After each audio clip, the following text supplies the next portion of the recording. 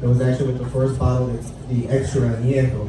That was released back in 1995. Now, what's interesting about this particular bottle, you take a look at it, it's such a dark liquor at itself. So it's aged for a minimum of 3 years in New American and New French oak barrels. Now, what is that going to do as far as the tequila portion itself? It's going to give it more of a complex, bold flavor. Toasted almonds, a little bit of cinnamon, chocolate, cocoa. Goes really well with, honestly, what we're enjoying right now with a nice bold cigar. Even a nice slice of chocolate cake goes a long way with this particular one.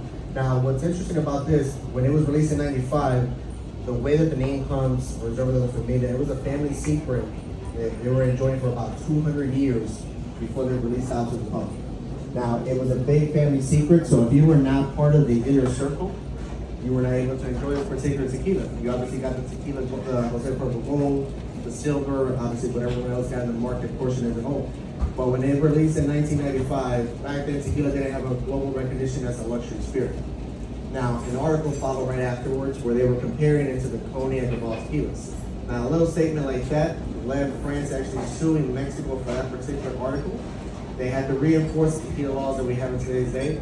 Well, it put tequila on the global radar as a luxury spirit, motivated other distillers to practice, obviously, the aging portion from itself.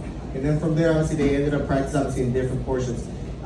They catered thoroughly as far as connecting as much as they can with the rich history. So it is family-owned, 240 years generation portion as a whole.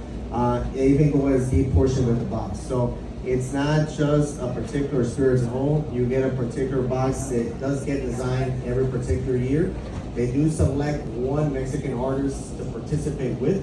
And obviously it does become a collector's item. Next year they'll have a new particular box that obviously you won't be able to get, similar to this portion itself. So with this particular one, they partner up with Ana Segovia. So as far as for the Mexican culture, there's a particular sport that's called for the chavos. They have a particular layout for their outfit, a color coding portion as a whole. So if you take a look at the box, you can actually see the vest, the tie, obviously for that uniform portion itself.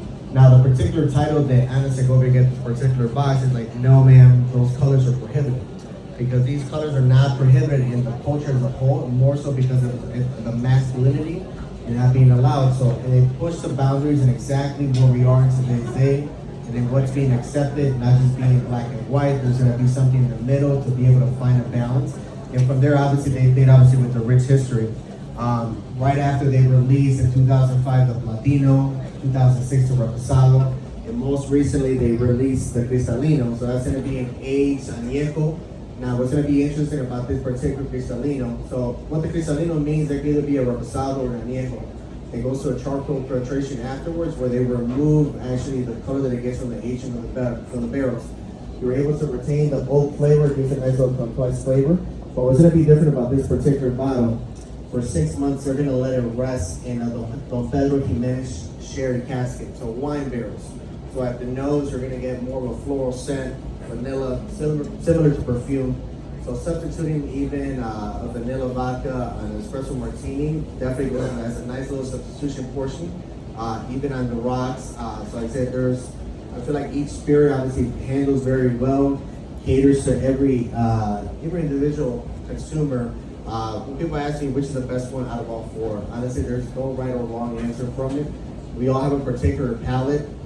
Most of the time when we do the tastings, we try to get everyone to try for the very beginning and make their way to the end.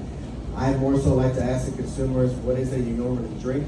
That way it can guide you something, obviously it's going to be similar to what it is that you enjoy drinking, so it doesn't give you that initial setback. I feel like when we get out of that comfort zone, obviously it pushes back exactly, well, maybe that's not my cup of tea. So finding exactly what the consumer likes gives a better opportunity to see exactly where we can start it from. Give them a nice little guiding portion on each spirit, exactly the notes, how it can be paired, and obviously just changes the complexity of what tequila is. Aside from the extra añejo, all 4 SKUs by the end of this year should be organic. Now, what does that mean at the end? It means there's no sweeteners, there's no additives. So the flavors, everything you're able to get from the tequila as a whole, it just comes from the aging and the plant. Now, why is that important? There's such a big variety of different tequilas out there. Not to say that they're bad or any sort of way, but obviously the way that some of those flavors are retained, it does come from the sweeteners, it does come from the additives.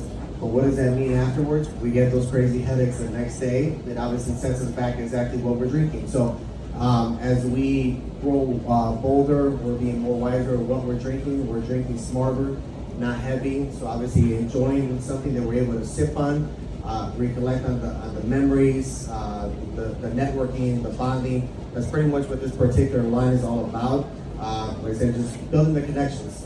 Normally when we do these particular studies, we try to obviously get in a deeper depth about it, rather than obviously have the initial thought is just ripping the shots, more of a margarita, the Paloma portion itself, but obviously go throughly, understanding exactly how the product is produced, obviously just gives it a deeper meaning at the end of the day. Thank you.